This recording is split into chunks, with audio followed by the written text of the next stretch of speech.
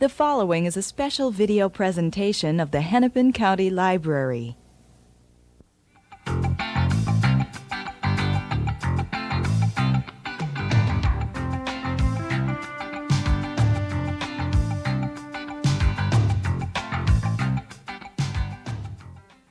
Hi, welcome to a discussion with Barbara Delinsky. I'm Eileen Cavanaugh from the Hennepin County Library Program Office, and my guest today is the author of For My Daughters. Welcome, Barbara. Thank you. We're glad to have you back again. You were here some years ago when you had just published More Than Friends, I was. which was another wonderful story. But today we're going to talk about For My Daughters. You were a sociologist and a photographer before you got into writing, and when I was looking at some of your background, I noticed that you had done a tremendous number of series romances for Ecstasy and Special Edition and Silhouette. And then you went on to do some trade paperbacks, and this is your first hardbound book, For My Daughters. That's right. You've had a real progression, but tell us a little bit about how this started out for you. Well, I started out in romances without having ever read one, but having read an article purely by chance about women who wrote the category romance. And I went out and I read 30 or 40 of them in a 2-month period and outlined them and found what a kind of a formula, although I hate to use that word because it implies lack of creativity, and certainly in category romance there is no lack of creativity. But there are generally 10 chapters, 20 pages per chapter, and at chapter 1, man and woman meet. In chapter 10, they walk off into the sunset, and in between any number of things can happen. I sat down and wrote my own, and that book sold, which was the beginning of a very long career in category romance. I actually wrote 50 category romances, the last 25 of which were for Harlequin. About halfway through, I decided that I wanted to do writing that went beyond those category limits, both of space, 200 pages, and subject matter. So in 1984, I wrote my first full-length book called Fingerprints, and I've had one long book out a year ever since. The movement into hardcover has actually been a very deliberate one on the part of my current publisher, which is HarperCollins. When I first signed a contract with Harper, the two of us agreed that we were headed for the New York Times list. And I was going to do my part by writing the strongest books I could, and they would do their part. And their part is monumental. And I think that a lot of people don't realize this. It's not just enough to write a wonderful book. There are a lot of wonderful books that never see the light of day. But a publisher has to be behind you, has to be willing to promote you, has to give you a good package, good cover, has to give you good promotional stuff at the time of the publication, has to have a sales force that is eager to sell you. You have to be positioned at the right time of year when there aren't a horrible amount of books that are exactly like yours that are going to be coming out. Things like that. Harper decided that we would move very gradually as my audience grew. They were going to put promotion in, and we'd build the numbers with each book. So starting with A Woman Betrayed in 1991, we then built more in 1992 with The Passions of Chelsea Cain, and then in 1993, the spring of, More Than Friends came out, and just as Harper had predicted, it was my third book for them, and it did hit the New York Times list, so it's been fairly steady and that was since suddenly, then. Right? That was More Than Friends, actually, and then suddenly was the spring of '94, and that hit the Times list and a lot of other major national lists very substantially. So we knew at that point that the movement into hardcover was going to be a fairly smooth one. And indeed, For My Daughters has done very, very well in terms of print run and sales, so we're very pleased. Well, the interesting thing about For My Daughters is that it's being published simultaneously as a book on tape. That's right. Which will be fun for lots of people. Yes. And also a Book of the Month Club. That's right, yes.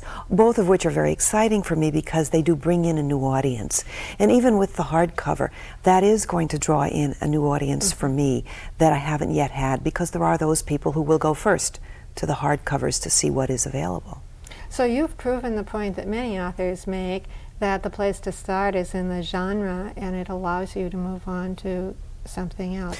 Well, yes, it does allow you to move on, but in some ways it makes it harder. I don't know as I would 100% recommend it.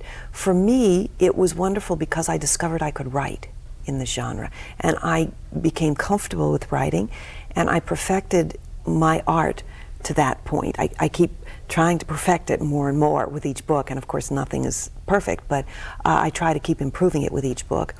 But one of the things I had to do before I could move into hardcover, and I'm still working hard at it, is to shake the mantle of the category writer, which in some respects holds you back, because the booksellers can tend to see you as a category writer whose books stay on the shelf for only 1 month, so that when your book is no longer on the shelf, they don't think to reorder, because that's the way category works. It's here today and it's gone tomorrow. But in mainstream, which books like For My Daughters and Suddenly and More Than Friends are, there has to be a constant keeping of those books on the shelves. The one thing I think about your books that they all have in common, even the earlier ones, were this idea of contemporary issues. And I'd like to talk about some of the issues today, focusing mainly on For My Friends. So I thought maybe you would set a little framework for us by telling us some of the story. Okay, well, For My Daughters is a story of a mother who is turning 70 and her 3 daughters who are grown. They're in their 30s and approaching, just turned 40, the oldest. All very different girls. One is a high-powered attorney in Chicago. Another is a high-powered mother and wife in St. Louis. And the other is a professional volunteer / society butterfly, social butterfly in Washington, D.C. The girls are not close to each other or to their mother. There's really an estrangement that has just built over the years, lack of communication, many typical things that many, many women experience.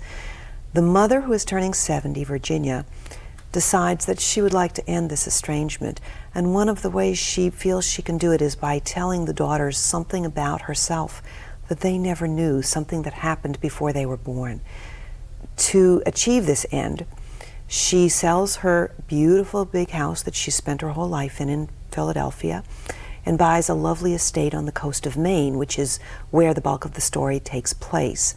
She invites the daughters up, each one of them separately, not knowing that the others have been invited, invites them up to help them settle in. And the one thing she says to them, which makes it impossible for them to refuse her invitation, is, "We haven't been close, but I would like that to change."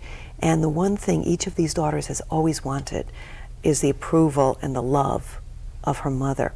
So each one of them, begrudgingly, but nonetheless hopefully, finds herself in Maine. Unfortunately, the mother doesn't show for a little while, so the daughters are left alone, and they have a time of discovery on many levels while they're there. And I'm not going to tell any more of the story. And this was deliberate on the part of the mother, too. Oh, yes. She had yes. that all planned in. She did, yes. I think that most mothers would like to see their children close. Most parents would like to believe that their children are close, and if they can strand them together somewhere for a little while, that's a wonderful way of being forced to talk things out sometimes. And this was a very nice desert island. Oh, yes. It was a lovely... Part of the fun of the story, I think, is the setting, stars, and the home that she has purchased that they all come to.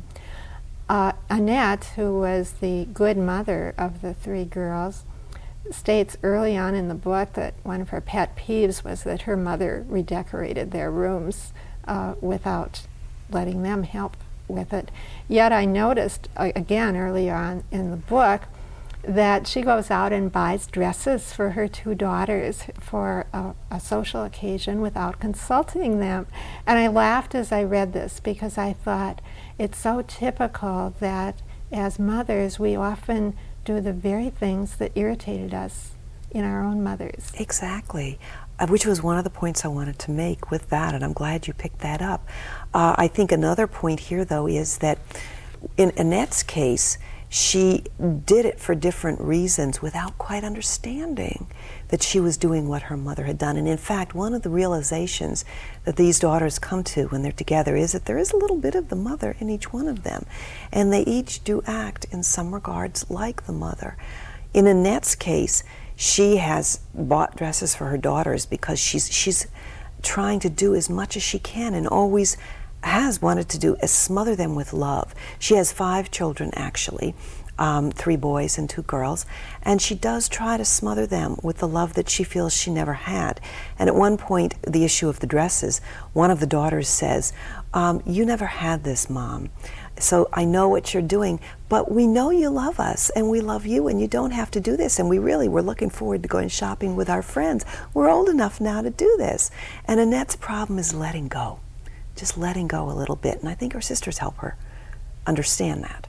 And sort of that typical overcompensation, I'm going to see that my children have what I feel I didn't have when I was growing up. Yes. This is such a universal theme, I think, wanting a mother's approval. Very often that happens when children struggle the least favored against the most favored in a family. And that isn't so true in this story, although Leah, in some respects, Leah the socialite, the party giver, feels, I sense, that she has less value because she isn't the attorney, she isn't the mother of these 5 wonderful children. And yet, as you say, when they're alone together, some of her talents seem to come to the fore. But they all seem to struggle with this, with what they feel is the failure to get their mother's approval and love. They do, and that's been a lifelong struggle for them. In Leah's case, she's probably the one who is most like the mother in the sense of being in the middle of society and taking part in the parties and working for the charity balls and what have you. And Leah is the one who is the most desperate for love, who really has the least number of close relationships with people. She has in some ways, and she realizes this in the course of the story, created a life that's just like her mother's because that's all she ever knew. Yet she's dying for love. She's in love with the idea of being in love, which is why she got into one early marriage and quickly divorced, and then jumped into another one when she thought she was in love, and then that one ended, not so quickly, but still did end. And she is desperate for love.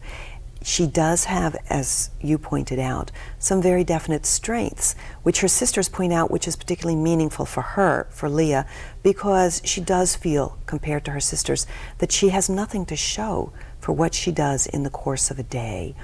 On the one hand, Annette has these beautiful children to show, and Caroline has this wonderful career to show, and cases that she's won and clients that have been satisfied, and the partnership in the all-male law firm in Chicago. But Leah does not have anything per se.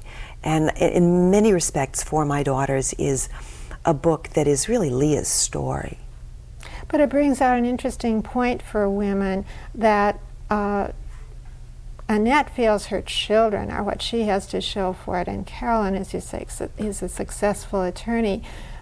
But it almost says that women need to not have themselves to show for it, but a career or a marriage, or and that's where Leah's lack, where the lack that she feels is just being herself and being of value for herself is not enough. And I think it's a common women's issue. I think it is, yes.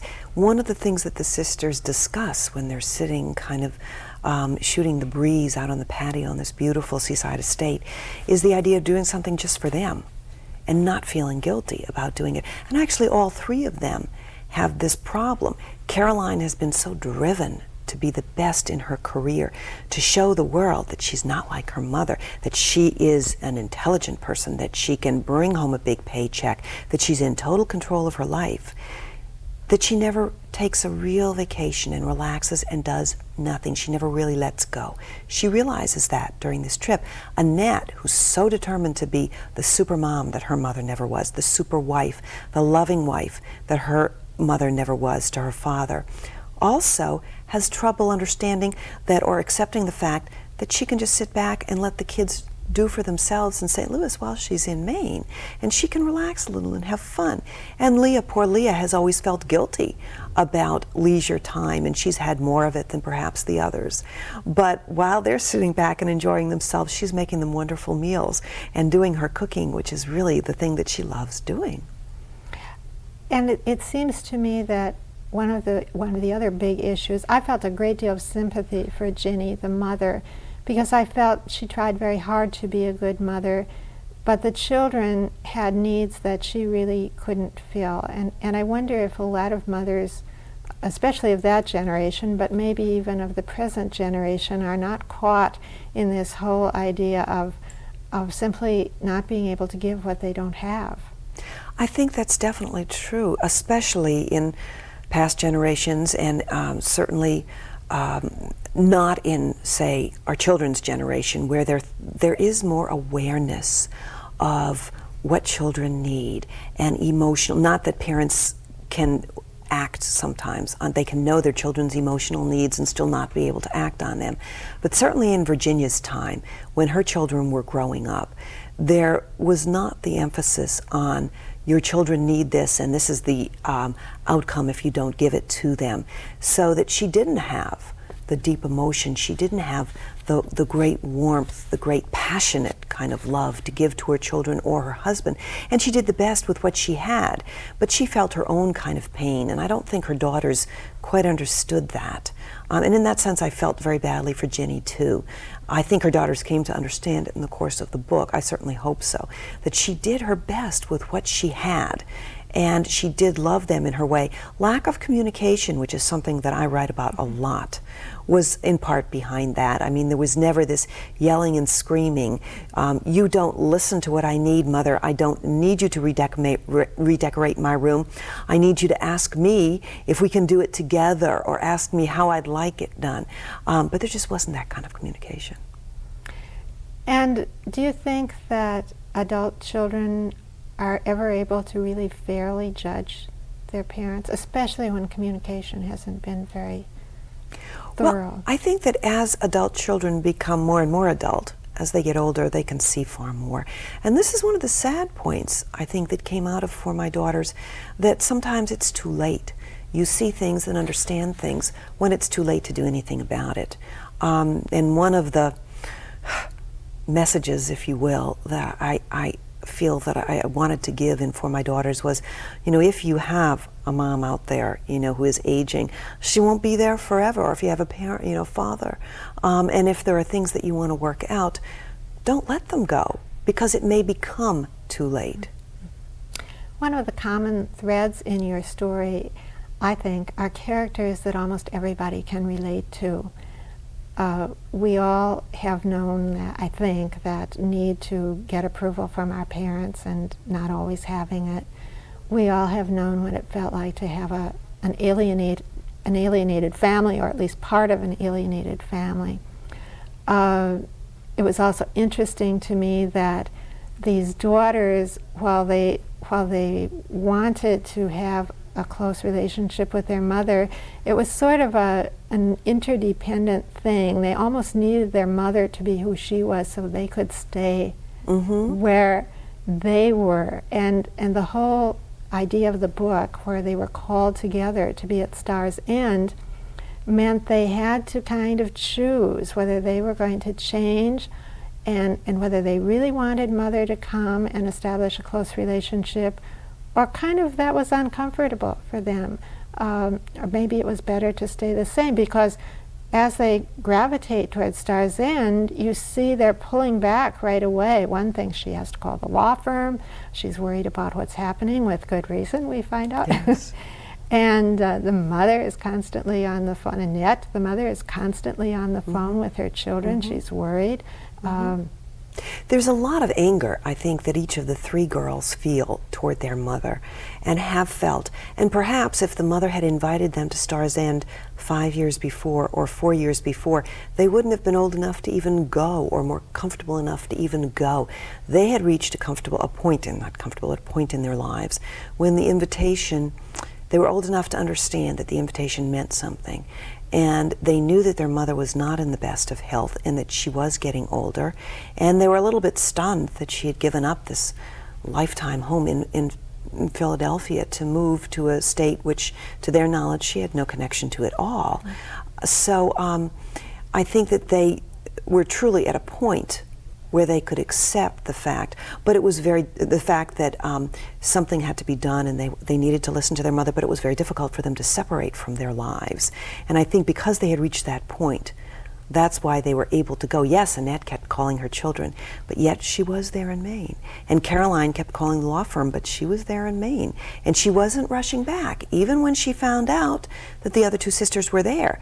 Of course, what she says is that, I'm not going there, staying, I'm not going to leave, I'm not going to let them get the best, get in Ginny's good graces while I'm, in the doghouse. So she stays. Again, this idea of struggle, and I think a lot of us can connect with struggles in our own lives with that.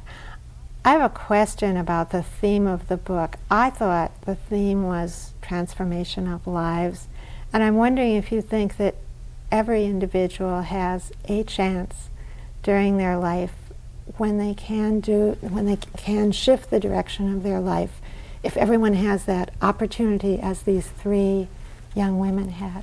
Well, not everyone has the same opportunity as they had, but I think everybody has opportunities, plural. I do believe it. Sometimes we are not at stages in our lives where we can recognize them as opportunities to take different roads. We don't see them as crossroads in our lives. Other times we see them and don't have the courage or the maturity to take a different road. But I think that we all have their choices. I think the one word that probably sums up what I write about a lot of time is choice in life. And everybody has got choices that crop up at many different points. And the choices that they make can either steer them along the same road or along a new road and a different road. And Caroline, Annette, and Leah had reached the point in their lives where to take this new road, to spend time with their mother, and then once they found the sisters were there, to spend time with the sisters, that was a new road for them. They were making that choice at that time. They might have made it earlier. They comment that a phone call, maybe we should have been closer, we could have called each other on the phone, but they didn't. But they had reached a point where they were strong enough and mature enough to do it. But I think we all do have those options in life. And all of them knew that there were some very real risks with their making that shift in their lives. Very much so, but I think that in two of the cases they were confident enough in their own lives. Annette and Caroline certainly were confident enough with the lives that they had to be able to take the risk. And Leah, poor thing, was just so desperate to find something better that she was willing to take. The risk wasn't so much a risk for her, actually. Well, I loved Charlie and Wendell. To me, they were kind of the Greek chorus of the book. They lent another perspective and showed how the townspeople viewed Star's End and its new owner, and sort of raised some of the old gossip, which we won't talk about either. No. But I sensed, not being a New Englander myself, that they also represented kind of the inability to change and the gradual ability to change on the part of those two men. Do they kind of represent the old-time New Englanders? I believe they do. And New England is wonderful in that sense. You do get the real old-timers, and they can be right next door to someone who's lived there forever, but who is aware of some of those newer changes. And change for those real old-time New Englanders, or for any small-town people, comes slower because they don't have as much exposure to new things and different things. And there are some people, because of their personalities, this is the case in Clarence and Wendell, that their personalities were just, Clarence was a far more malleable kind of person. Wendell was just, real rigid. And the two of them in that same situation of the old coffee shop going out of business, and now they've got all these fancy coffees being made in the general store to buy in the morning, and with these fancy smells and from places they've never heard of. And they're kind of talking about, and one of the guys can adapt to it and one can't. And I think it's symbolic, yes, of the old and the new side by side, which is happening all over. And actually Star's End is symbolic of the old and the new, and how one generation dealt with with the situation as opposed to how Yes. the current generation is dealing with it.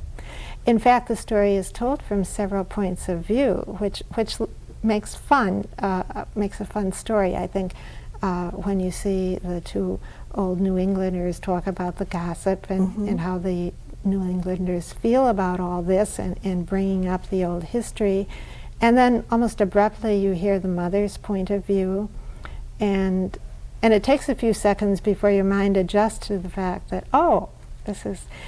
It also, I think, lends some suspense to the story, that in a sense you're reading on in a linear fashion and all of a sudden you've come to a new character and that brings you back again to another different point. And so it is a real page turner. I'm always amazed when I find, I shouldn't be, but I am amazed when I find suspense in contemporary fiction, because I think of suspense being, again, limited to a genre type. Well, suspense is wonderful for keeping the reader turning pages. And the suspense can be a murder mystery that can be just secondary to the major story. I've written murder mysteries, although I am not a mystery writer. The suspense can be something that's just very emotional. You care enough about the characters such that you want to know what's going to happen, how things are going to come out. There can be suspense there. Or solving some problem in their lives can add suspense to it. It's interesting you mentioned the points of view, if I can say just a word about that. I had always enjoyed, I once earlier in my career wrote in the first person and truly had enjoyed doing it because I feel there's an immediacy to it. But for a long time, my editor felt that in commercial fiction, popular commercial fiction, it was more comfortable to write in the third person. This book, I felt I achieved a landmark, certainly for me, because when I do write from Virginia's point of view, it is in the first person. And I had wanted to do that because I wanted to set her apart from the other three, and from Wendell and Clarence, certainly. And then I also wanted to pass the torch, so to speak, because the opening of the book starts in the first person from the mother's point of view, and the ending of the book is in the first person from Leah, the daughter's point of view, the one who's so like them. It's almost as though she has taken up the job that the mother had. Mother might have had. The matriarchy passed. Exactly. Well, in just about 30 seconds that we have left, please tell us what's next. What are you working on now? Well, I actually just finished a book called Together Alone, which will be out in February of 1995. And it is the story of three women whose youngest children have left home and how they find their lives without children. So that's done. That'll be out, and I'll be starting a new book later this summer. Sounds like another story we can relate to. I think so. Thank you so much for being with us, Barbara. Thank you, Eileen. It's a pleasure.